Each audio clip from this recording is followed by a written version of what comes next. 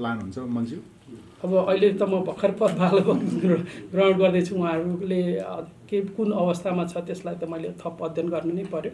तर मैले अघि पनि भने अत्यन्त सुरक्षाका खतराहरू रहे र त्यहाँ भएका नेपालीहरूले आफूलाई असुरक्षित महसुस गर्नुभयो भने पहिलो प्राथमिकता त्यहाँ नै उहाँहरूलाई सुरक्षाको प्रत्याभूति गर्ने।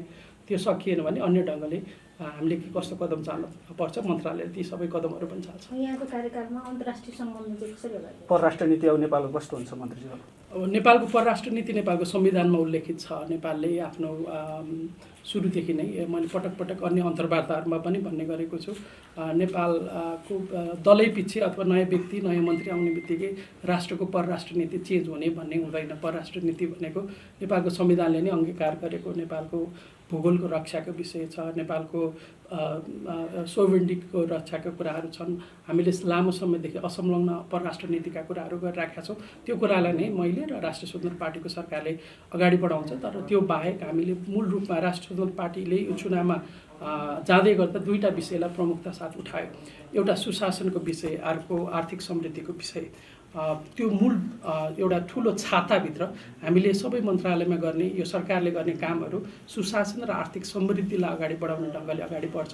परराष्ट्र मन्त्रालयको ध्येय पनि अब मूल रूपमा सुशासनका पक्षमा हामीले सेवा प्रवाह गर्ने विषयहरूलाई हामी अलि बढी प्राथमिकता गर्छौँ। आज भएको निर्णयमा पनि अहिले परराष्ट्र मन्त्रालयले प्रत्यक्ष रूपमा विशेष गरी काउन्सिलर विभागबाट अब प्रोभाइड गरेको सर्भिसहरूलाई डिजिटाइज गर्ने, कतिपय सर्भिसहरू डिजिटाइज प्रविधि मार्फत गरिएको छ।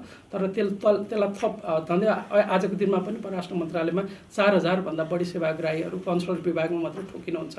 उहाँहरूलाई सहज ढङ्गले प्रविधि मार्फत नै यो हामीले जुन फेसलेस क्यासलेस ट्रान्ज्याक्सनसम्मको विधिबाट कुनै सरकारी कार्यालय नै नपुगिकन कसरी सेवा प्रवाह गर्ने भन्ने ढङ्गले आजको एउटा निर्णयमा पनि, मेरो पहिलो निर्णयमा पनि त्यो हामीले परराष्ट्र मन्त्रालयले गरिरहेको सेवालाई प्रविधि मार्फत सहज ढङ्गले प्राप्त गर्ने कुरामा हामी अगाडि बढ्दैछौँ। दोस्रो आर्थिक समृद्धि भन्ने बित्तिकै अर्थ कूटनीति इकोनोमिक डिप्लोमेसीमा चाहिँ हाम्रो अलि बढी ध्यान रहन्छ।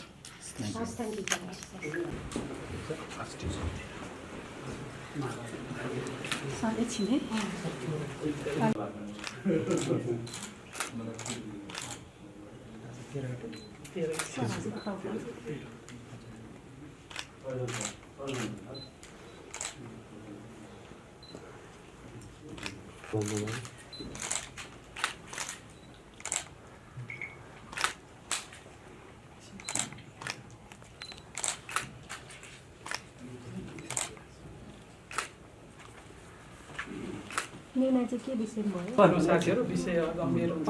हजुर माननीय मन्त्रीजी, अब हजुरको प्राथमिकता चाहिँ के छ परराष्ट्रको? अहिले त मिडल इस्टको टेन्सन पनि छ, हामी सबै त्यो भोगी पनि रहेका छौँ। यसको बारेमा थोरै भनिदिनुहोस् न। यहाँलाई थाहा छ मिडल इस्ट मध्यपूर्वमा भएको पछिल्लो जुन द्वन्द्वको अवस्था छ त्यसले धेरै हिसाबले नेपाललाई र नेपाली मध्यपूर्वमा भएका नेपाली नागरिकहरूलाई पनि असर स्वाभाविक रूपमा गर्छ। यसमा मैले बुझेसम्म परराष्ट्र मन्त्रालयले पछिल्लो केही समयदेखि काम गरि नै राखेको छ।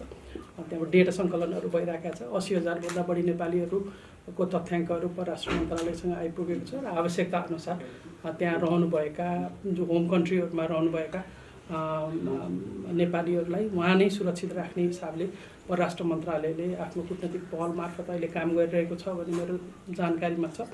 अब त्यहाँ आवश्यकता अनुसार हामीले मूल रूपमा त्यहाँका नेपालीहरूलाई सुरक्षित रूपमा त्यहाँ राख्न सक्ने अथवा कुनै विशेष अझै परिस्थितिहरू संवेदनशील भयो भने त्यहाँका नेपाली नागरिकहरूको सुरक्षाका लागि अन्य पहलहरूका केही कामहरू पनि गरिराखेको छ परराष्ट्र मन्त्रालयले।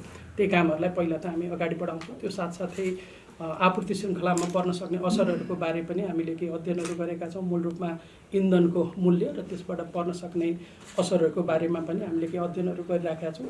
त्यसलाई पनि अत्यन्त संवेदनशीलताका साथ लिएको अर्को विषय छ। तर समग्रतामा हामीले भन्ने अब हामी बुद्ध जन्मेको मुलुक, लामो समयदेखि हामी शान्ति कामी मुलुक पनि हो र सङ्घर्षरत पक्षहरूलाई, द्वन्द्वमा रहेका पक्षहरूलाई शान्तिपूर्ण ढङ्गले आफ्ना समस्याहरू समाधान गर्न हामी विश्व समुदायलाई पनि आग्रह पनि गर्दछौँ।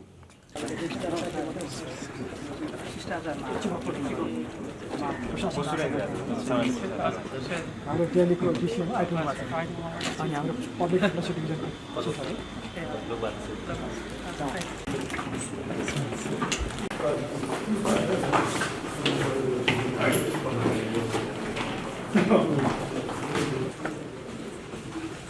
ल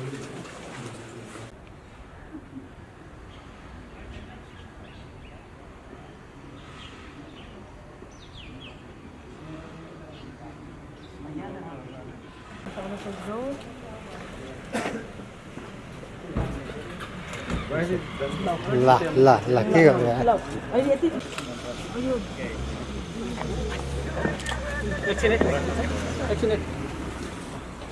एकछिन है बिस्तारै एकछिन है